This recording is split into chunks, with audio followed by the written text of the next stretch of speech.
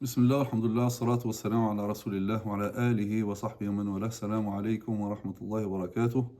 Bienvenue dans cette série consacrée à la présentation de l'islam.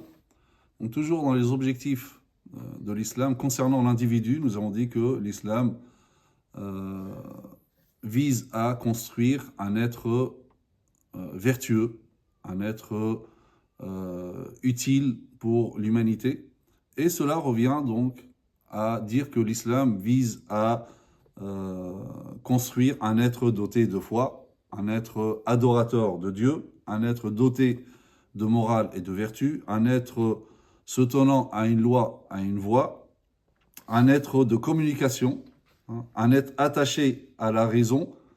Et le septième élément, le dernier, concernant la construction de l'individu, c'est un être productif. C'est-à-dire que l'islam vise à construire un être actif, productif dans la vie.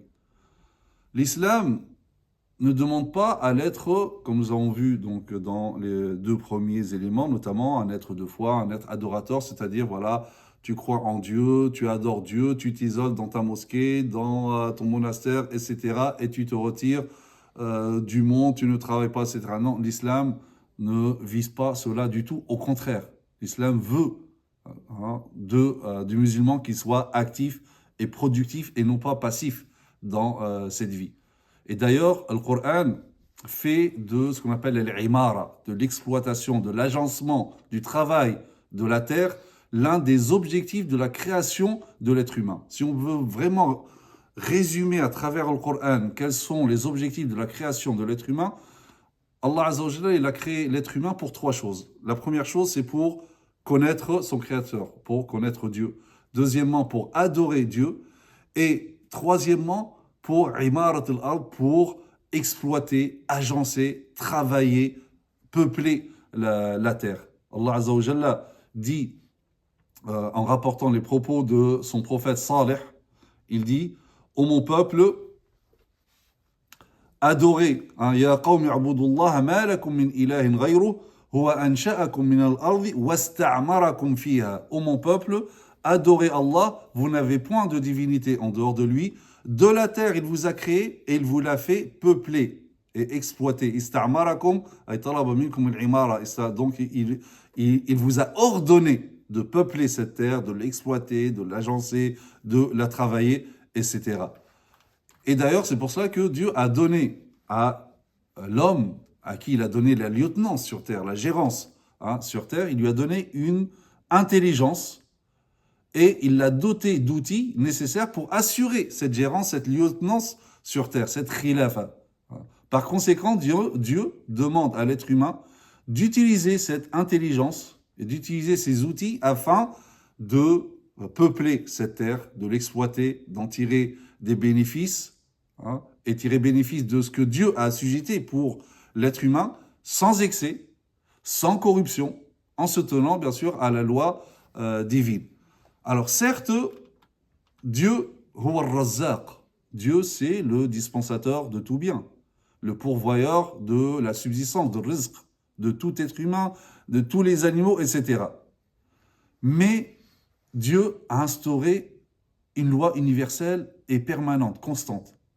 L'être humain ne peut avoir sa subsistance qu'en fournissant un effort. Tu veux ton risque, il faut faire un effort. Seul celui qui sème récoltera. C'est une loi universelle qu'a établie Allah Azza wa Jalla. Et d'ailleurs, c'est pour ça qu'Allah Azza wa Jalla, il a mis sur terre toutes les sources, toutes les causes de la subsistance. Maintenant, c'est à l'être humain de rechercher ces causes de subsistance. Mais le musulman, c'est pas celui qui attend sa subsistance sans action, sans travail, sous prétexte de s'en remettre à Dieu. Allah Azza wa Jalla dit هو الذي جعل لكم الأرض ذلولا فامشوا في مناكبها وكلوا من رزقه وإليه النشور. C'est lui qui vous a soumis la terre. Donc, voilà, il a soumis la terre, il vous a donné toutes les causes de subsistance. Parcourez donc ces grandes étendues. Mangez de ce qu'il vous fournit. Vers lui est la résurrection. Regardez ici, Dieu, il a commencé par dire Famshu fi manakibiha. Donc, parcourez donc ces grandes étendues à la recherche de ces causes de subsistance. Ensuite, il dit mangez de ce qu'il vous fournit. Donc il y a l'effort d'abord, avant de cueillir les fruits de cet effort. Et bien sûr, tout vient d'Allah Azza wa Jalla. Omar al-Khattab, une fois, donc, en étant dans la mosquée, il rentre dans la mosquée à un moment où ce n'est pas le moment donc, de prière, etc. Et il voit des personnes là en train d'implorer Dieu. Il leur dit, vous êtes qui? Ils lui disent, Nahnu al-mutawakkiloun. Nous, on s'en remet à Dieu. C'est pas la peine de travailler. De toute façon, le rizq, c'est prescrit. On s'en remet à Dieu. C'est lui le Razzaq, c'est lui le dispensateur de tout bien, le pourvoyeur de subsistance. Donc forcément, il va nous nourrir. Et là, Omar al-Khattab, le calife, le commandeur des croyants, se met à les courser dans la mosquée avec son bâton en leur disant « Antum al-mutawakkiloun » Vous n'êtes pas des mutawakkiloun, ceux qui se remettent à Dieu, ceux qui font confiance en Dieu. Vous êtes des feignants, mutawakkiloun. Comment l'un de vous reste à la mosquée en levant les mains, en disant « Ya Rab, Ya Rab », sachant que le ciel ne fait tomber ni dirham ni dinar. Donc, allez travailler. Donc, en islam, un être adorateur de Dieu, comme nous avons déjà dit auparavant, ça ne veut pas dire être un être qui est complètement déconnecté du monde et qui fait abstraction de tous les plaisirs du monde et du travail, etc. Les actes d'adoration en islam n'empêchent pas le musulman d'être productif, de travailler pour sa vie mondaine. En effet, ces actes ne nécessitent que quelques minutes finalement. Les actes d'adoration en islam ne nécessitent pas des musulmans qui s'y consacrent entièrement ou une grande partie de la journée, au point de renoncer à la vie pour les accomplir. Au contraire, les actes d'adoration n'existent que quelques minutes à certains moments de la journée. Regardez par exemple le jour du vendredi, qui est le jour de la prière hebdomadaire. Il faut savoir, contrairement à ce que beaucoup de musulmans pensent, ce n'est pas un jour de repos en islam. En islam, il n'y a pas quelque chose qui s'appelle un jour de repos.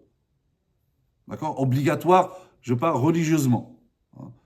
Donc, c'est un jour où il y a la prière, oui, c'est un jour comme les autres vendredis. Il appartient aux musulmans, selon son choix de travailler, de rester au repos, mais ce qui lui est demandé, c'est juste d'être présent à la prière du vendredi. Allah Azza wa Jalla nous dit, concernant la prière du vendredi, dans la sourate qui porte le même nom, du vendredi, Ya ayyuhalladhina amanu idha nudiya lis-salati min yawmil jumu'ati fas'au ila dhikrillahi wa dharul bay'. Ô vous qui avez cru, quand on appelle à la salat du jour du vendredi, accourez à l'invocation d'Allah et laissez tout négoce. Dhalikum khayrun lakum in kuntum ta'lamun. Cela est bien meilleur pour vous si vous saviez.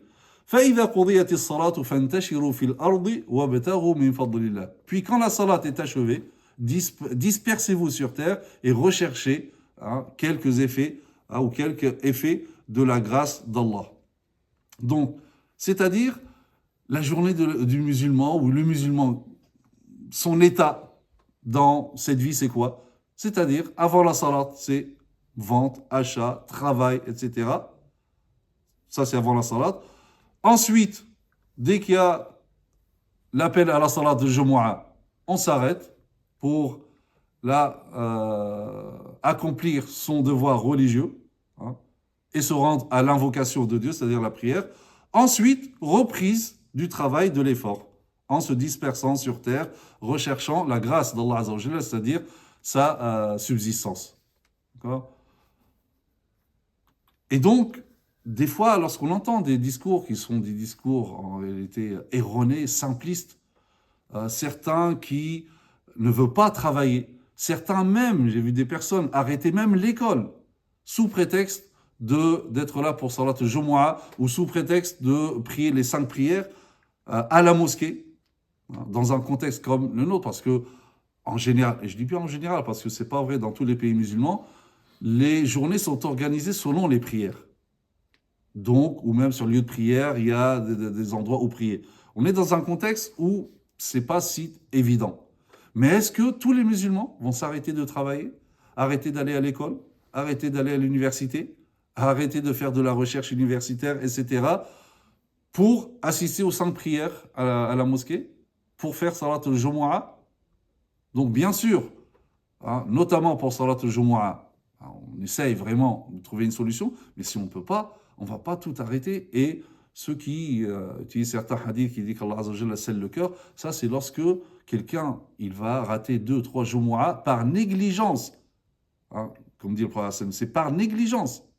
C'est pas, il y a quelqu'un qui peut y aller, mais il ne veut pas y aller. L'islam, donc, ne te demande pas d'arrêter de travailler, d'aller à l'école pour adorer Allah Azza wa Jalla. Et c'est pour cela, d'ailleurs, et ça fait partie d'une des caractéristiques de l'islam qui est la souplesse, c'est qu'il y a certains avis juridiques qui te permettent, donc, par exemple, de regrouper les prières par avancement, par retardement, ou de rattraper lorsqu'on ne peut pas prier à l'heure.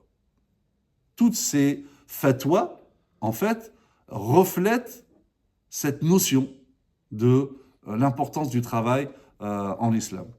Et le musulman se doit donc de travailler pour sa vie mondaine, comme il travaille pour sa vie dans l'au-delà, et on a parlé de cela lorsqu'on parlait du juste milieu en islam.